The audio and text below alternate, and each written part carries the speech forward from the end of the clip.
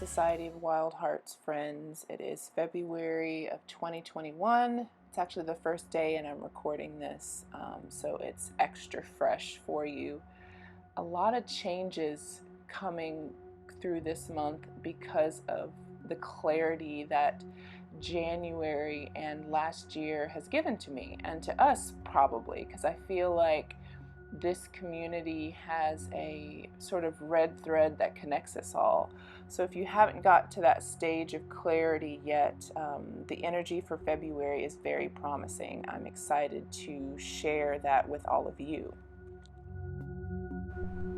Welcome to the Energy Oracle reading for March 1st. For some reason I wanted to say, what's the song? It was just in my head.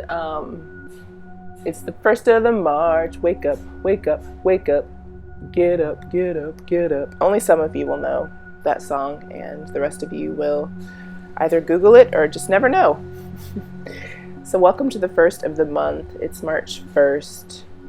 Our cards are a lot about healing, and the way that healing happens is sometimes through a crisis, sometimes through a dark night of the soul.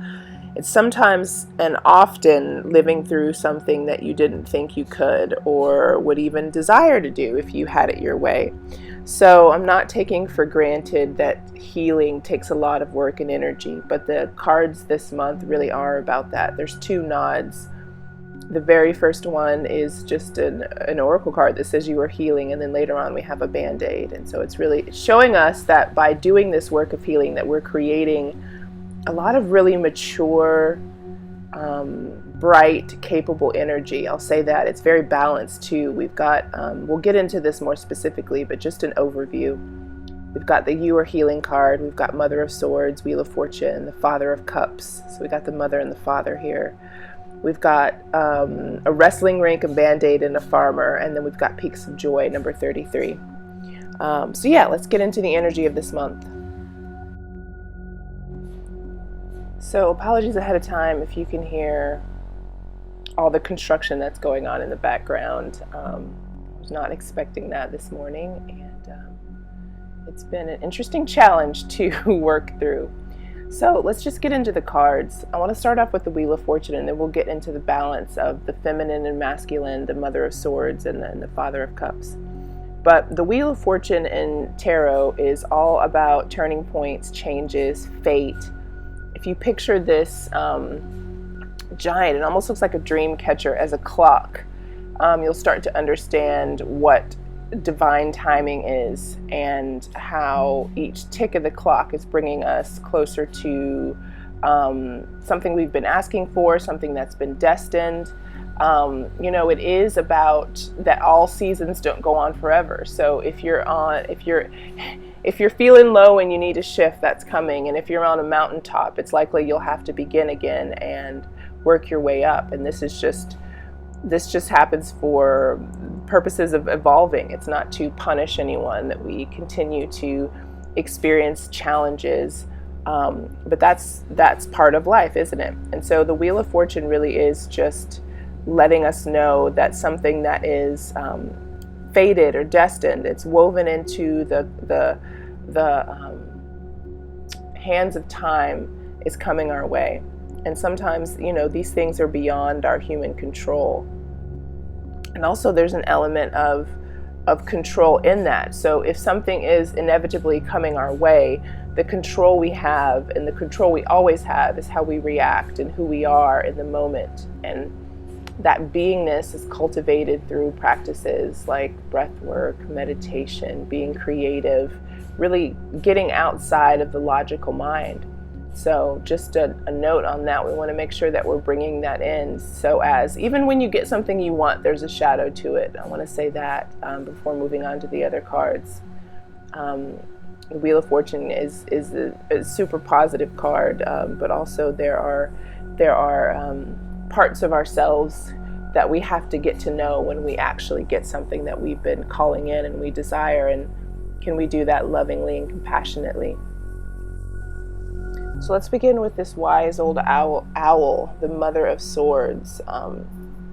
It's a feminine energy, it's an intuitive energy, and the fact that it that she's holding a sword, and that it's in the suite of swords. It's associated with the mental realm.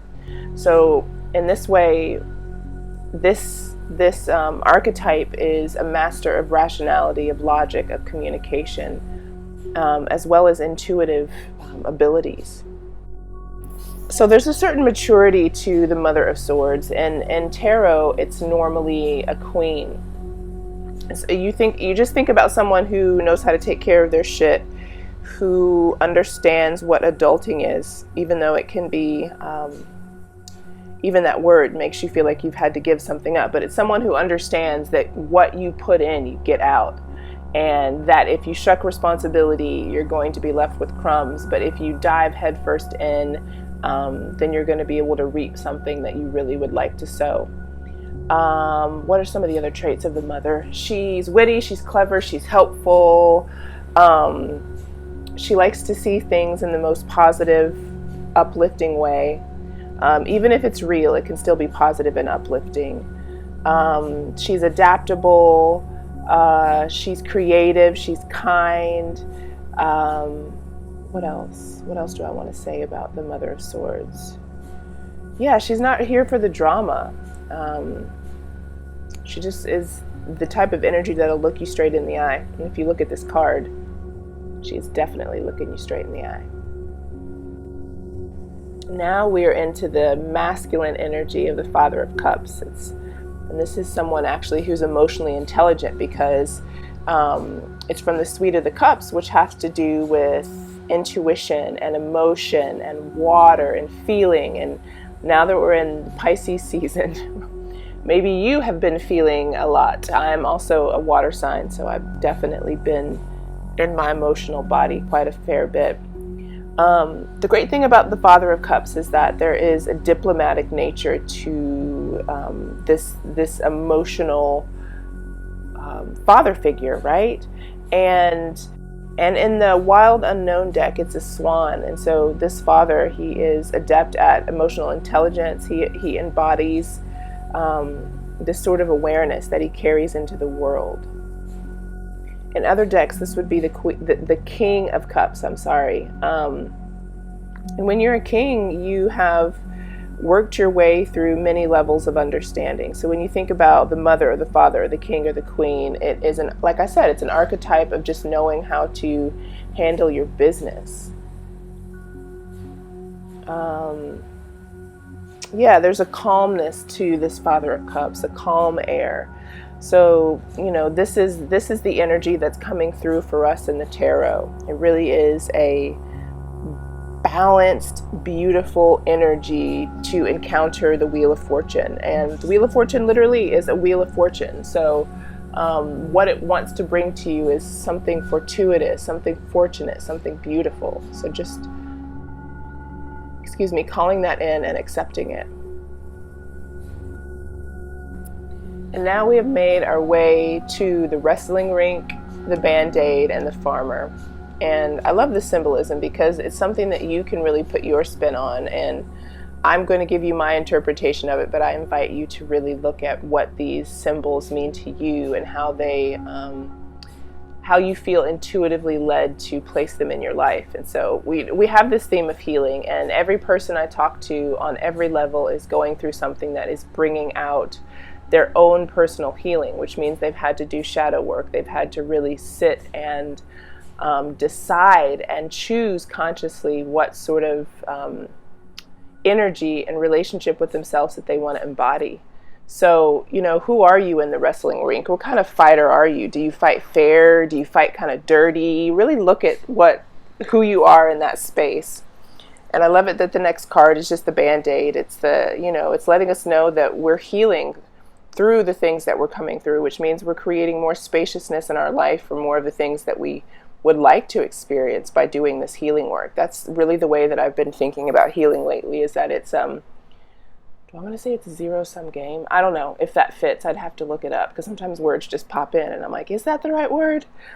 But I look at it as the space that we empty out, like literally in our body through healing. I can feel it. I can feel being able to breathe into deeper parts of my body. I can encounter my gut. I can feel it in my pussy. I can go down to the tips of my toes. It's really fantastic. And I can feel that more space is being created. And I'm like, okay, what do I want to put in that space? I want creativity. I want love. I want flow. And we can call these things into being. And finally, the farmer. I love this little dude because I really dig farmers.